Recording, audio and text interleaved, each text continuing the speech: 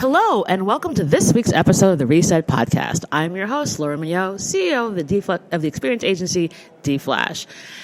Each week on the Reset Podcast, we interview people who are doing game-changing things in really amazing ways, and this week's episode is no different.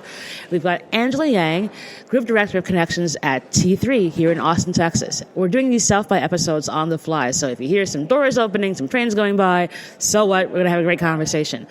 Angela, it's so great to have you. Great. So great to be here. Thank you so much for having me.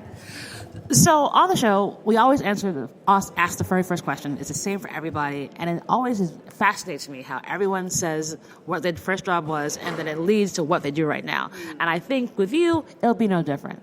So Angela, what was your first job? My first job was actually a runner at a Korean and sushi bar back in Plano, Texas. So I was too young to actually serve the customers because there are alcohol laws. So instead I was Child labor laws? Yeah, of course. Exactly. I was like the tiny little girl running around with like the heaviest trays of like steaming hot bibimbap and stone plates and stuff like that. So, yeah.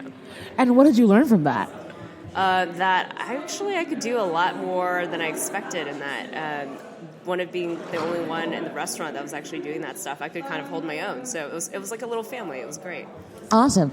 So going from being the runner to running things at T3, why don't you tell our audience what you do now? Yeah, so being a group director, our connections practice is actually a social as well as media practice at T3. So we think of it as one team versus a lot of agencies have a social media team, a media team, and creative teams. So we all work together really under one roof. So Connections is a team of about 18 and growing. So awesome. We've had a lot of growth this past year.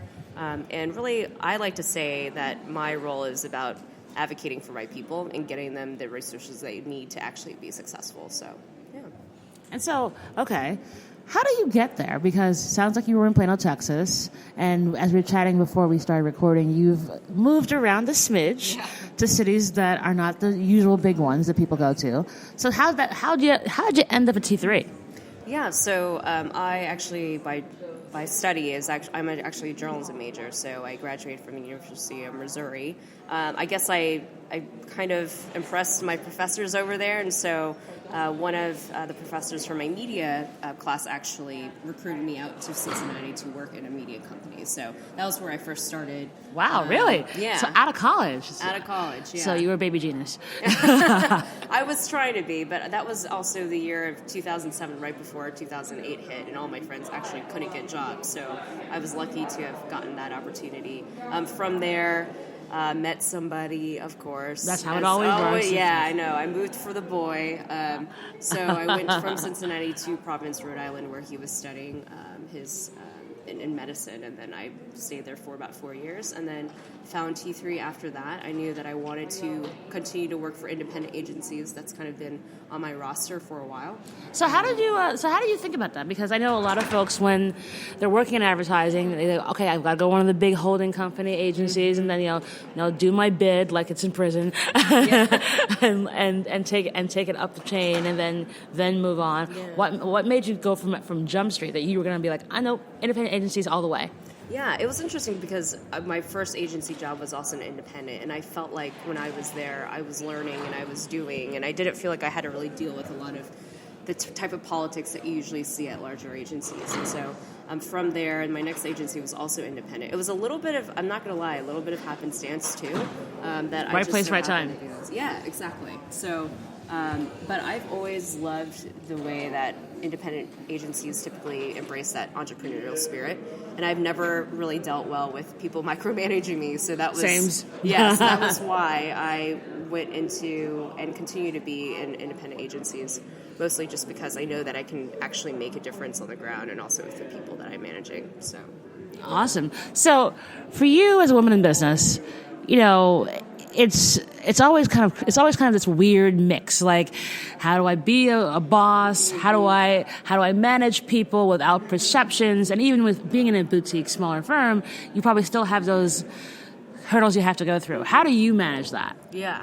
Well, it's funny that you say that, because as I've continued to grow in my career and became a department head, I always assumed that the people at the top never really did anything or knew anything. And I was always kind of, what do you call weary of the man, quote unquote. And so when I actually became the man, actually the woman, it definitely opened my eyes a bit to know that you can still be a leader and take care of your people. Your responsibilities just slightly change, and that viewpoint changes too. So I feel like the way that I've really worked my way into this position is gaining trust from management, and knowing that I didn't have to do it by really compromising what I was doing also helped me better embrace that role too. So it's been a lot of work, but it's been great to just being able to scale a team, manage a team, make sure they're happy.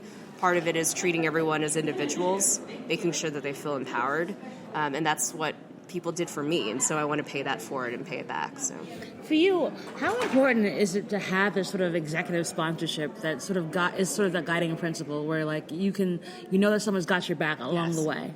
Yeah, it's extremely important. I mean, I don't think I could be doing what I do without that. I think having that trust from upper management, but also having the trust from your own people is just as equally as important, if not more, I would say. If you can't rally your own employees to do what they need to do and make sure that they have the resources to do it, then you're kind of screwed. Totally, for lack of a better term. Yeah, that is the correct Oxford Dictionary term. Yes. You're screwed. So what is sort of like your kind of day-to-day? Because I think oftentimes when people think about advertising and think about media, it's like some far away thing, or it's like nothing but spreadsheets and IOs. Yeah. So I think it would be great for you to kind of break down like what those fundamentals really are about what you actually do. Yeah, I mean, I think the spreadsheets and the IOs and the proposals are always going to be a part of that.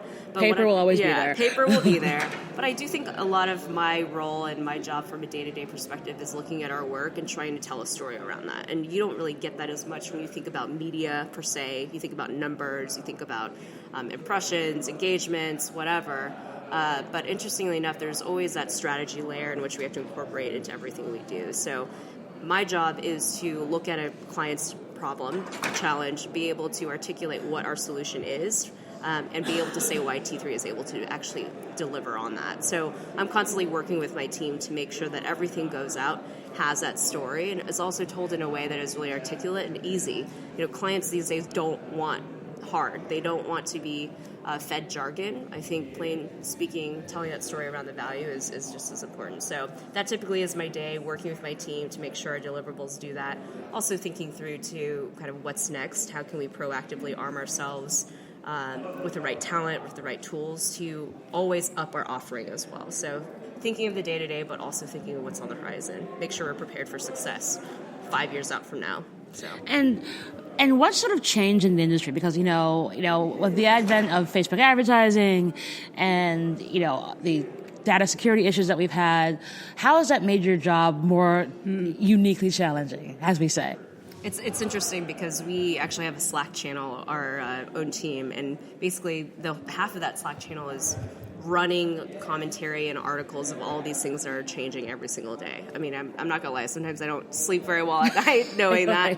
Yeah, but I think in general the industry is changing just because there are so many different partners that we could be teaming up with, and I think that is going to be the next I guess you could say next iteration of the agency and of media and social media, and what we're doing is making sure that we have the right partnerships in place to service our clients. But at the same time, I think too we have to be a little bit more differentiated. Agencies sometimes are always in defense mode. We have clients that are bringing creatives in-house, that are doing strategy in-house. We have consulting agencies too, like we have Deloitte that are actually trying to do what we do. So every day is kind of a challenge to think through what do we offer that others don't. So.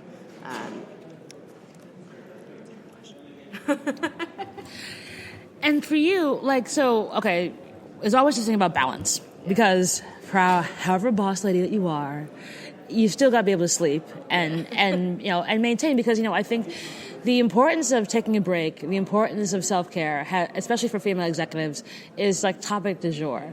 And I'm always fascinated by how women are actually able to do it, because a lot of it's fluff. And you're like, oh yeah, well, if you have 18 nannies and you've got like a super duper rich husband, you can do all these different things. But like for you, how do you find that balance and that way to sort of take care of Angela so that you can be the best possible leader for your team? Yeah, I mean, to say that I'm always in balance would be a lie. Nobody is. Girl, no. Nobody is. But I will say, like, it's always, it's recognizing when you hit that point where you do need to fall back a little bit. And I can always tell when that's happening when, the way that I'm reacting to a situation I know is not the best. And so I can always catch myself in those moments. But for me, I feel like when I invest in myself, I'm also investing in the very people that I'm trying to teach, that I'm trying to bring along with me. And so that's the way that I start to rationalize, like, why do I need to do this? Because it's really easy to be extremely selfless, and just go out there and say, I'm here for you all the time, 100%. But once you start doing that, you also weigh yourself down. So you really aren't being there 100% for that person if you can't be 100% there for yourself. So I don't have 1,000 nannies or anything like that. I'm not going to lie. I mean, I often joke that if I'm dressed up really well, I've got my hair all done, my makeup all done, I'm wearing high heels, it's usually because I'm actually pretty tired. Like, I fake it until I make it, right? Like, I try There's no harder. shame. You try harder when you're more tired. Yeah, Girl, exactly. same thing. I do the same thing. But it makes me feel better, Exactly. So that to me that is self-care, is investing in that time for you, even when you feel like shit. You got to do it. So. Yeah, no, I think it's the same for me. It's like my uniform has gone in the reverse over the last, I would at least say, like 3 years. Like, it used to be like wedges and cute dresses, and now it's jeans and funky sneakers. Yeah. And I'm like, you know what? Because like that to me allows me to sort of chill. And also be the best person I can be. I don't have to be that person all the time. And so whatever you feel the most comfortable, they'll kind of get you like, yep, I feel good. Yeah. That's what you should be going. That's what you're going for. So when you're not in the office, what are you doing? Sleeping. Sleeping. I try to get outside as much as I can too. Just being, we're tethered to our desks, to our laptops all the time, and I will say I am definitely guilty of scrolling through my feeds way too much, which is actually part of my job. It's so part of in your job. defense, We are not gonna. No judgments here. We get it. But it's good to just put things down, get out. When I have a chance, just visit the latest and greatest in Austin. There's always some new restaurant popping up or some sort of experience to go to. So really important question, because I love Austin, and I'm always on the hunt for the best tacos. Where do I need to go? Because, look, I've been everywhere, but I feel like the locals know the places that are the holes in the wall that you obviously can't get to when South by is happening, but I'm here more often than not. So where should I be going? There's a lot of different places. It depends on what kind of taco you want. So I've got categories. I got 3 categories for you. There's like you gave this. I love how like this wasn't on the list of questions, but you had this all prepared. See. So the first taco is the dirty taco. It's like the taco that when you eat, you don't feel great afterwards just because there's so much stuff in it. And you know that it's not like a true authentic taco. But you're going to eat it anyway. But you're going to eat it anyway. So like a torchies is one of those. Torchies is everywhere, obviously. The second one that I like is it's like a cleaner taco. Mm-hmm.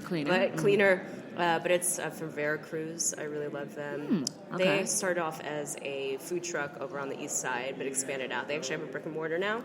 So you don't want to wait there, yeah? Okay. And then the third one is more of a very traditional style. No extra fluff, if you will, but it's in a tiny, tiny place near my house called Los Jaliscienses Taqueria. It's like it's a really small hole-in-the-wall type of place. We're putting these all in the show notes. Yeah, so I'll have to Google and send it to you, but it's great. When you drive up to the side, they don't actually have like a true drive-through. So when you drive up, they have a little line. You have to run over the line and it rings a bell and someone comes and gets your order. I mean, how classic is that? That's the way it should be. Yes. That's totally the way it should be. So, okay, so great tacos, some degree of self-care. So around business, like everything's never sunshine lollipops. So talk to me about a time when you were like, this is so challenging. I don't know what to do, but I'm going to figure out my way through it. Yeah, I mean, I think part of it has been building the practice that we have now.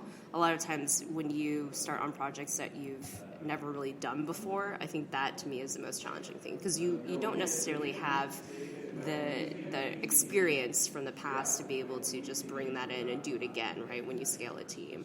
I think the hardest thing has been trying to figure that out and do it in a way that is smart growth, and do it in a way in which we can bring in the right talent and the right people and retain them as well. So I think that, to me, has probably been one of my biggest challenges in the past year, is thinking through smart growth. And I think it's really easy for people and agencies just to hire people willy-nilly, just to do work in the name of profit and revenue, but I'm really trying to figure out how do we make sure that our teams are doing the quality work that we want. And also at the same time, this is something I'm struggling with currently, is how do I bring more actually diverse faces into the agency too, more people that actually look like me. And that's been hard too, just because talent in general is hard these days to find. But how do I make sure that I'm making enough space and investing enough time in order to do that, and not just rushing to hire someone just because it's the easiest thing to do. So let's talk about this. So, like, you know, as someone who's a leader in management, and wanting to create a more diverse workforce, like, what's been the challenge? Like, is it recruiting? Is it folks understanding why advertising is a great career to go into? Is it just local? Like, what do you think has been like that kind of stumbling block for you guys? Yeah, I think it's not because we all understand the value of it. I think that's obviously a big part of what we're doing. I think it's just finding the talent has been the hardest thing. Obviously, if this podcast goes live and you want to come work for us, let me know. But so there will be an ad at the end of this podcast, powered by T3. Yeah. But link to the career section will be in the show notes. Yeah. We've got a great environment. But I will say, I think it's just finding that right talent, and we are making strides in actually sourcing more diverse talent, whether through internships, having a lot of colleges in just to do shadow days, things like that. But I think that in general has been tough. It's just the pipeline and finding the right resources to bring in. So. No, it's refreshingly honest, because, like I said, I think very often companies are like, well, we have a chief diversity officer, so they can go deal with that. But it's refreshing and great to see that as a leader, you're like, well, no, we're not finding these people, and I'm trying to find ways around that. And I think, it's everyone's responsibility, right? So the chief diversity and inclusion officers, I understand their role, and I think that it's great that companies have them, but unless that sentiment is passed down from leader to leader, from department to department head, it's not going to matter. So I think we on the ground, if we're making decisions of who we want to bring onto our teams, need to be feeling as accountable, if not doing more, to actually make it happen. That's awesome. So talking about that, so like, what would you tell 25-year-old Angela? Because like, what's she going through and like trying to figure this stuff out? Yeah, I would tell her. It doesn't get easier. Oh, hell no. Well, this is true. Like, same. Because you think it's like, oh God, this is really hard, but it doesn't get easier. I think you just get tougher. And I think, I would tell my 25-year-old self is like, you cannot wait for anyone to give you something. You must ask for it, and you must go out after it, and you must tell yourself that you're going to do it. Because I think when I was 25, I lacked a lot of confidence in what I was doing, and I felt like I didn't belong here. I felt like maybe I didn't choose the right job, and it was partially because I didn't see anyone like me either. Within my peers, which is interesting. When your management doesn't look like you, when no one looks like you around you, you're like, should I have been a doctor? Should I have been a lawyer? Like, should I have been the stereotype? Right, what everyone sees you as, right. So, but I would have told myself that is be confident in what you're doing. It has nothing to deal with who was around you. Sure, it would have been helpful and more supportive to have that, but... Don't stop you. Yeah. It doesn't stop you. Yeah. It doesn't stop you, yeah. And why can't you be that person that you wanted to see? Be the change you want to see. Not to sound cheesy or anything like that. But I think it's not cheesy, because I think, 25-year-old Laura, same deal. Like, was in advertising agencies, didn't see many people who looked like her, and, after a few years, I was like, okay, I'm just going to make my own. Mm-hmm. And so I bounced out and started my own. So I think it's really important that, folks see folks like us in every piece of the business. And that's the only way this starts to change, whereby like you can find more Angelas when they're 25 as opposed to when they're in their 30s, because like they're coming into the industry much sooner and earlier. So, you work with big brands, and you're a woman of color. When you walk into those rooms, are things still weird where like people kind of not assume who you are, and they're like, oh wait, you're Angela, hey, and those sorts of challenges, like how have you dealt with that along the way? Yeah, I mean, I actually did. It's usually because I either look young, I show young, or you podcast listeners can't see what we're wearing right now, but I also dress very femme. So, like, I am a younger looking person that likes to wear flowery dresses. And when you walk into boardrooms where people are typically wearing black or suits or something like that, there certainly is, I think, a moment in time when people judge you. And I think, too, just in the industry that I'm working in now is, social media has predominantly been pigeonholed as a young person's industry, a young person's job. Young person's game. Yeah, exactly. So I'm not saying that that's not true, that there's sort of a digital native aspect to that, but I do think it doesn't help me sometimes when I walk into those rooms. I think when things change is when I open my mouth, right? And I think that's where you start establishing your credibility. And so I refuse to change what I'm wearing. I refuse to try to make myself look older just to make other people feel comfortable in the room. So I'm going to allow you to believe in me by what I'm saying and by not how I look. So that's typically the way that I've decided to go about it is, you know what? I'm not going to just change who I am just so that I can please you as a client, because clients are looking for something different, and that's my role, is to show them a new perspective. So. Awesome. Yeah, same. It's like no one knows how old I am, and I literally know how. It's like someone got my age wrong by 10 years this morning, and I was like, I'm so happy. And also, I'm wearing glasses this week. I don't normally wear glasses, and so again, totally throws people off because they're like, "Wait, how old?" I'm like, "How long have you had the company?" I'm like, "Well, that might give away how old I am." So actually, I'm not going to tell you how long I've had this company. But yeah, I agree, because it's one of those things where it's like people, depending, like when you walk in their room, they have no idea, and it's also like Google. Yeah, like Google ahead of time, and then you won't be surprised. Exactly. And also see the accolades and the things that you've done. Like, pay attention, people. Yeah. So, digital's changed so much. Where do you see stuff going? Because I think, it's still weird for a lot of folks, and, still worried about, like, their security. How am I going to use data intelligently? What is the next thing on social? And what do you see that's kind of coming down the pike in, say, the next year to 2 years? Yeah, I mean, I hate to use every single buzzword in the book, but I might have to pull some out. I'm sorry. Right. But we will not judge you. It's okay. I mean, I do think leveraging data, I mean, data has been such a topic for years and years, but I do think that there are going to be ways in which we can mobilize that a little bit more, customer data, be able to better target people. I mean, we're already doing it now. It's just like, what is the next step out of that? So I do think that will be a big piece of finding your best customer segments, being able to go after them, but also the idea of not only just doing plans willy-nilly to drive awareness for brands or to be able to prospect to new customers or potential customers, but how do we already reach the people that we have in the most efficient way and really build some lifetime value and loyalty. I do think that there is going to be a bigger focus on that. At the same time, too, I think from a social media perspective, Facebook is already on the decline. There was a aging older. Yeah, it's aging out, but also people are visiting it less. I know that Google and Amazon are coming online as well with some really interesting things.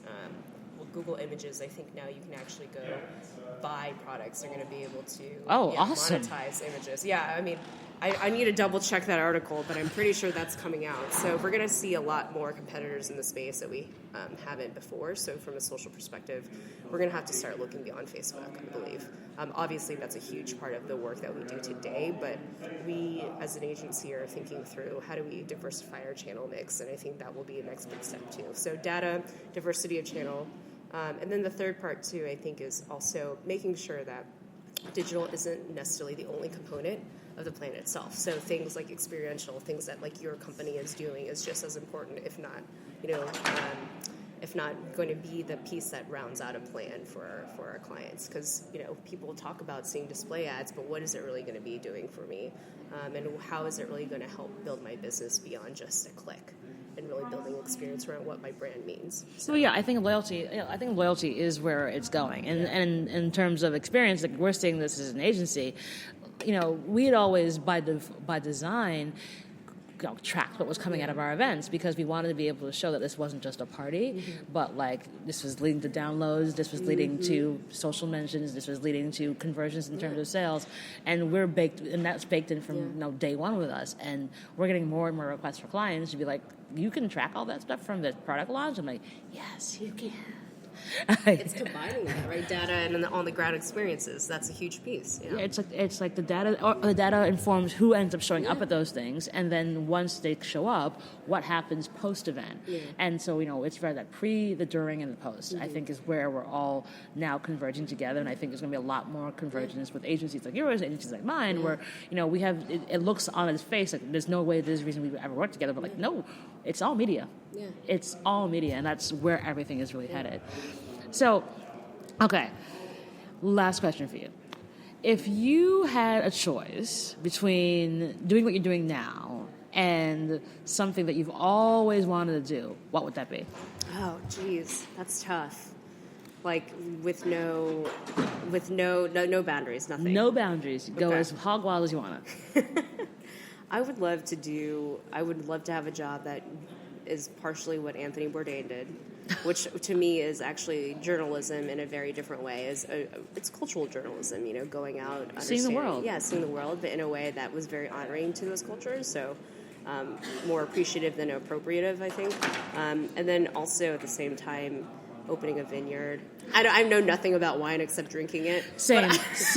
But I would love to be able to cultivate grapes and do that thing and be running around picking grapes from the vine and trying to figure that world out. So that is wild, I understand, but that would be my job. Oh, I think it's fantastic. Are you kidding? Well, Angela, it's been an awesome time having a chat with you. You've been so much fun to talk to.